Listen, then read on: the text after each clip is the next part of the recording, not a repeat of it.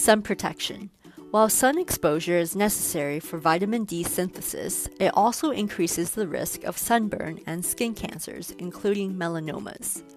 Protecting the skin from the sun is essential to reduce damage caused by harmful ultraviolet or UV light. How do you do that? First, seeking shade and wearing protective clothing are the most important. Whenever possible, direct sun exposure should be minimized by avoiding going outside during peak sun hours, which are typically between 11 a.m. and 3 p.m., especially from April to September in Canada. Wearing clothing made from tightly woven fabrics that are dark in color provides better protection, and sun protective clothing with a UV protection factor of 50 or higher is ideal. A wide-brimmed hat with a brim of approximately 7.5 centimeters or 3 inches helps to protect the face, scalp, and neck. UV protective windows in your car can further reduce sun exposure.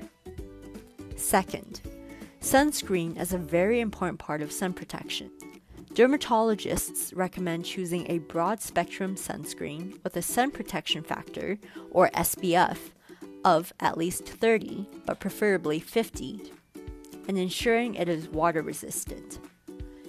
Most sunscreens now work immediately after they are applied to the skin. Products that are fragrance-free and contain fewer preservatives are less likely to cause irritation and are preferred for individuals with sensitive skin. There are two main types of sunscreen: mineral and chemical sunscreens.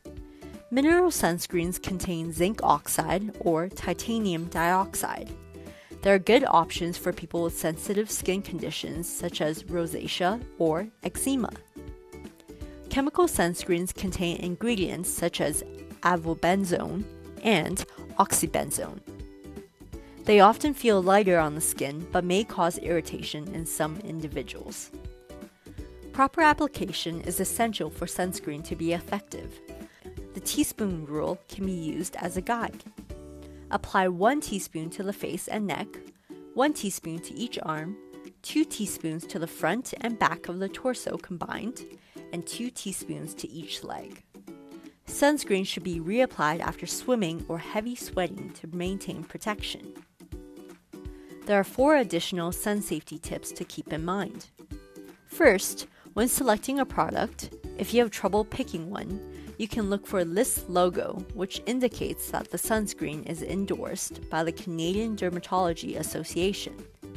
You should always check the expiry date of your sunscreens before using them, because expired products may not provide adequate protection. Second, tanning beds should be avoided entirely as they emit 2 to 5 times more ultraviolet radiation than natural sunlight, which significantly increases the risk of melanomas. Third, when using both sunscreen and insect repellent, sunscreen should be applied first, followed by insect repellent after waiting approximately 20 minutes to ensure maximum effectiveness. Combination sunscreen repellent products are not recommended, as sunscreen requires more frequent reapplication. Fourth, although sunscreen reduces vitamin D production in the skin, obtaining vitamin D through an oral supplement, such as 1,000 to 2,000 international units daily, is a much safer way to get sufficient vitamin D without UV damage. The skin remembers every sun exposure, which is why sun protection is a lifelong investment.